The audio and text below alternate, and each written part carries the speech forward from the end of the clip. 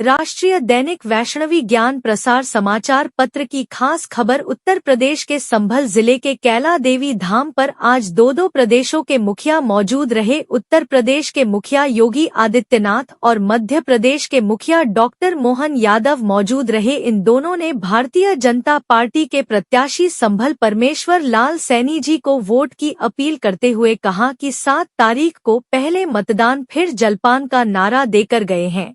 सभी से अपील कर गए हैं कि यहाँ पर भी जिस तरीके से अयोध्या में रामलाल का धाम बना है, उसी तरीके से संभल में इसी धरती पर भगवान श्री कल्कि का अवतार होना है। इसलिए इस धरती का अपने लिए अलग महत्व है। संभल की पहचान होनी चाहिए। तीसरे चरण में संभल में चुनाव होना है। मौजूद रहे राज्य मंत्री गुलाब देवी, पूर्व जिला अध्यक्ष राजेश सिंघल जी, भारतीय जनता पार्टी के जिला अध्यक्ष हरेंद्र सिंह, रिंकू, अनामिका यादव, सभी जिले के पदाधिकारी व कर मौजूद। चैनल को लाइक व सब्सक्राइब करें। तरुण कुमार के साथ बीजेपी न्यूज 17। हमारा ये पूरा संभल लोकसभा को हम जीतेंगे ही, बल्कि आने वाले 3 चुनाव आगे तक उत्तर प्रदेश में ऐसे ही झंडा फहराते रहेंगे। जोरदार अभिनंदन करें माननीय महाराज जी का। और आज के इस चुनाव की बेला में, चूंकि मैं लोकसभा चुनाव है, वो चुनाव के जगत जननी मां भगवती के नाम प्रदेश के लोकप्रिय मुख्य जिला प्रभारी से हेमंत राज, अगले 2000 वर्ष के अंदर अवतार होना है। और अवतार की धरती कोई और नहीं है, यही संभल है, जिसके लिए यहाँ कैला देवी के महंत श्री ऋषिराज गिरिजी महाराज जिस लड़ाई को लड़ रहे हैं आपके बल पर, इसी संभल में वह चमत्कार होने वाला है। और इसीलिए संभल का अपना महत्व हमारे लिए है। और इसीलिए आज हम सब आपसे अपील करने के लिए आए हैं। नए भारत में नया उत्तर प्रदेश, और नए उत्तर प्रदेश में नया संभल की भी अपनी पहचान होनी चाहिए। बहनों और भाइयों, 2 चरणों के चुनाव संपन्न हो चुके हैं। सहमत हैं? सहमत हैं? सभी लोग सहमत हैं? पीछे भी सड़क के उस पार भी मैं पूछना चाहता हूं, सभी लोग सहमत हैं ना? बहनों और भाइयों, चुनाव के लिए अब प्रचार के लिए मात्र 3 दिन बाकी रह गए। मोदी जी के लिए जाएंगे, डॉक्टर मोहन यादव जी मध्य प्रदेश से आए हैं, उनके लिए जाएंगे। तो हमारा एक ही संदेश है, घर घर में कमल चुनाव चिन्ह खिलाने की आपको तैयारी करनी है। तैरेंगे? सभी लोग सहमत है ना? पीछे सड़क के उस पार भी देखो, आपको दिखाई नहीं दे रहा है, लेकिन मुझे दिखाई दे रहा है। इसलिए मेरे साथ सब लोग बोलेंगे, कमल चुनाव चिन्ह में चुनाव के दिन सबसे पहला काम क्या? पहले मतदान, पहले मतदान। और ये बात देखना, पहले ही 3 घंटे में 50% वोटिंग होनी है। तैयार हैं? सभी लोग सहमत हैं? तो फिर मेरे साथ बोलेंगे, भारत माता की, भारत माता की, भारत माता की जय श्री राम, जय जय श्री राम। क्या जानकारी देकर क्या मंत्र देकर गए हैं 7 तारीख के लिए बताने के लिए? हाँ, मोदी जी का यही कहना है कि भारत देश। और भी जानकारी देते हैं ये भैया हैं इधर हमारे। क्या नाम हुआ साहब आपका? दीदी, और भी कुछ लोगों से बातचीत करते हैं, थोड़ा आगे को आइए। इसी तरीके से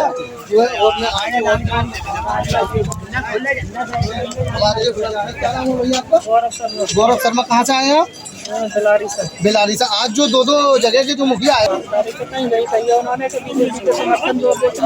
अच्छा, तो आप किस चीज को देख करके जो मतदान करना है आपको? बीजेपी के पक्के वाले हैं। पक्के वाले हैं, कुछ और भी कुछ कार्य को देखते हुए, योजनाओं को देखते हुए। और मोदी जी बढ़िया काम कर रहे हैं। चलो, भैया ने बताया हमारे लिए, कुछ लोगों से और भी जानकारी लेते। आइए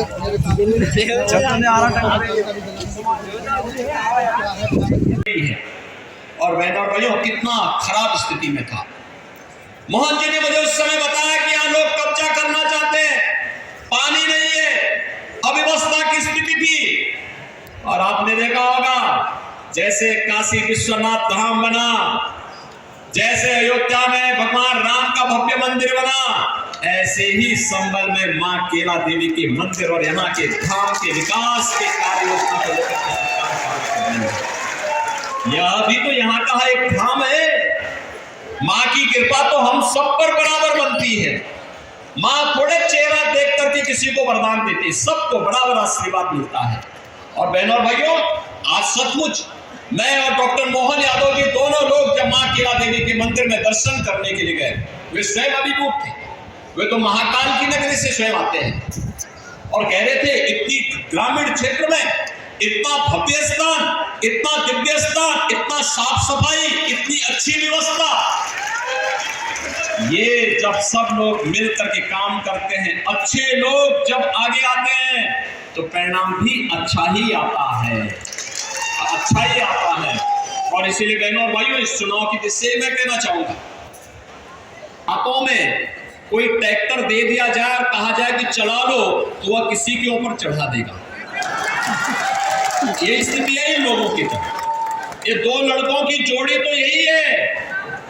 ये लोग माफिया और अपराधियों को गले का हार बनाते थे, उनका महिमा मंडन करते थे, संतों को प्रताड़ित करते थे और शरीफ लोगों को व्यापारी और बेटी की सुरक्षा में सेंध लगाते थे।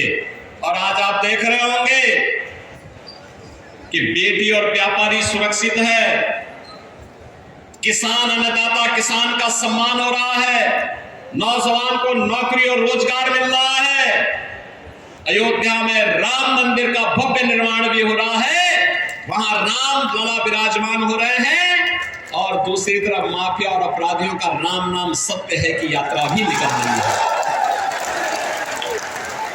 एक साथ राम के ही नाम पर सारे काम हो जा रहे हैं।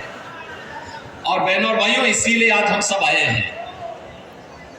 आपने देखा होगा, मैं केवल आपसे एक बात पूछना चाहता हूं, कांग्रेस का घोषणा पत्र आपने देखा होगा। एक प्रकार से यानी इंडी गठबंधन जो है, कांग्रेस, सपा और उनके साथ जो और भी तमाम लोग जुड़े हुए हैं, इन सब का गठबंधन है ये। और ये गठबंधन कैसे? स्वार्थ का गठबंधन है। ये गठबंधन देश के लिए नहीं है, ये गठबंधन किसके लिए है? आज आपने देखा होगा, पाकिस्तान का एक मंत्री, पूर्व मंत्री राहुल गांधी की तारीफ करना है। यानी भारत में कोई तारीफ नहीं करता, क्योंकि लोगों को मालूम है जब भी भारत पे संकट आएगा तो राहुल गांधी सबसे पहले इटली भागेगा, तब उसे भारत की याद नहीं आती है, तब उसे भारत की जनता याद नहीं आती है। लेकिन जब चुनाव आते हैं तब रामलला भी उनको याद आते हैं, तब वह उत्तर प्रदेश में हाथ थमकते हैं, चुनावी गठबंधन करके फिर गायब हो जाएंगे, फिर 5 वर्ष तक कभी नहीं दिखाई देंगे।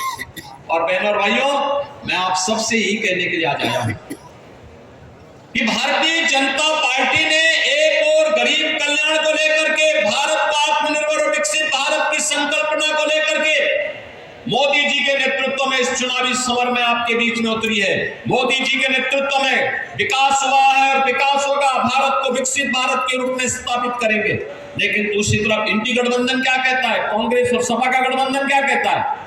वो कहता है कि वह पिछड़ी जाति के लोगों को मिलने वाले आरक्षण को काट करके अल्पसंख्यकों को दे देगा।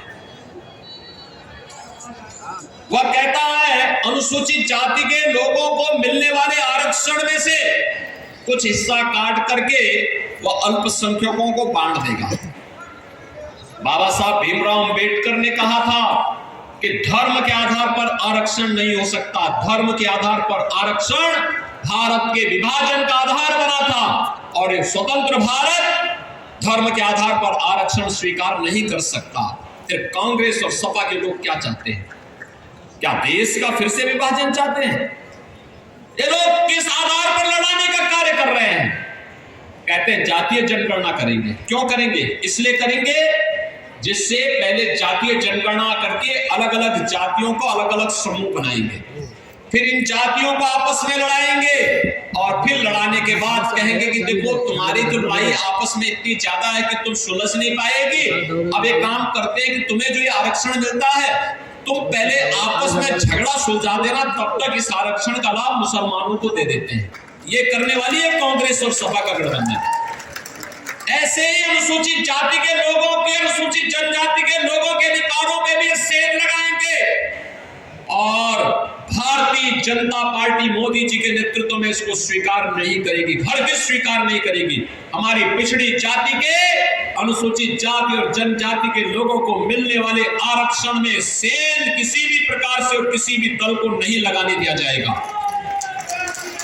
और इसलिए बहनों और भाइयों, हम लोग आए आपसे कहने के लिए, ये चुनाव नए भारत को आत्मनिर्भर और विकसित भारत के रूप में स्थापित करने का है। ये चुनाव तो अब यहाँ पर श्री हरि विष्णु के अवतार महाराज कल्कि के धाम को एक नया स्वरूप देने का चुनाव है। चुनाव उधर ही जा रहा है। आपने देखा होगा ना, हम लोग कहते थे फिर अयोध्या के बारे में भी लोग यही कहते थे, क्या ये हो पाएगा, बोलते थे ना। जब हम लोग विश्व हिंदू परिषद भाजपा के लोग नारा लगाते थे, बजरंग दल के कार्यकर्ता नारा लगाते थे कि रामलला हम आएंगे, मंदिर वही बनाएंगे, कांग्रेस और सपा के लोग हंसते थे, कहते थे अरे क्या बोल रहे हैं लोग, बोलते थे ना। ये लोग तब भी हंसते थे और तब भी कहते थे, उपहास करते थे हम लोगों का, कहते थे देखो ये कभी हो ही नहीं सकता। और इन लोगों ने उस समय क्या कहा था, सपा ने कहा था, समाजवादी पार्टी ने कहा था कि अयोध्या में परिंदा भी पर नहीं मार सकता। कांग्रेस के लोग कहते थे राम हुए ही नहीं। और जब न्यायालय फैसला देने लग गया तब इन्होंने क्या कहा था, इन्होंने कहा था अगर फैसला कोर्ट ने कर दिया तो खून की नदियां बहेंगी। अरे हमने कहा ये नया यूपी है भाई, यहाँ खून की नदियां नहीं, मच्छर भी नहीं मरने वाला, कुछ नहीं होगा। आपने 7 वर्ष में कोई कर्फ्यू देखा यूपी में, कोई दंगा देखा है क्या? अब दंगा नहीं होता है यहाँ। कर्फ्यू का स्थान तो कांवड़ यात्रा ने ले लिया है। और इसलिए भाइयों बहनों, मैं आपसे कहने के लिए आया हूं, भारतीय जनता पार्टी ने धारा 370 कश्मीर से हटाई, भारतीय जनता पार्टी ने काशी विश्वनाथ धाम भी दिया, भारतीय जनता पार्टी ने अयोध्या को त्रेता युग के भगवान राम के कालखंड का अयोध्या फिर से बना करके आपकी आस्था को सम्मान दिया है। और कृष्ण कन्हैया के मथुरा वृंदावन के लिए भी एक बड़ी कार्य योजना के साथ हम आगे बढ़ चुके हैं। और मैं बोलना चाहता हूं कि हमारा एजेंडा तो एकदम तय है, हम करेंगे। लेकिन मैं पूछना चाहता हूं समाजवादी पार्टी से, क्या वह भी छोड़िए और जगह छोड़े, केला देवी के लिए नहीं किया, उनसे गलती हो गई, नहीं किया उन्होंने। अयोध्या के लिए उन्होंने, उनके मन में जो भी भाव था उन्होंने जो कर दिया हो गया। काशी के लिए जो किया नहीं किया उन्होंने, नहीं कर पाए। मां विंध्यवासिनी धाम के लिए नहीं कर पाए। लेकिन क्या मथुरा वृंदावन के इस कार्यक्रम में जिसको लेकर के हम लोग आगे बढ़ रहे हैं, क्या समाजवादी पार्टी क्या इस कार्य में, इस पुण्य कार्य में सहयोग कर पाएगी? आप पूछना उनसे। और बहनों और भाइयों, जब ये ना आपको सुरक्षा दे सकते हैं, न देश को सम्मान दिला सकते हैं, न गरीब कल्याण कर सकते हैं, न विकास ही करा सकते हैं, न आपकी आस्था का सम्मान ही कर सकते हैं, तो फिर इनको चुन करके क्या करेंगे आप? काहे बोझे को ढोने की आवश्यकता है?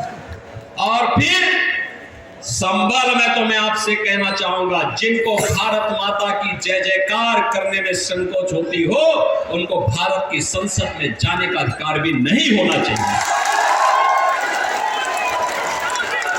जिनको भारत का राष्ट्रगान और राष्ट्रगीत पसंद नहीं, जिनको भारत का राष्ट्रगान और राष्ट्रगीत पसंद नहीं, जिनको भारत का संविधान पसंद नहीं, जो भारत माता के प्रति सम्मान का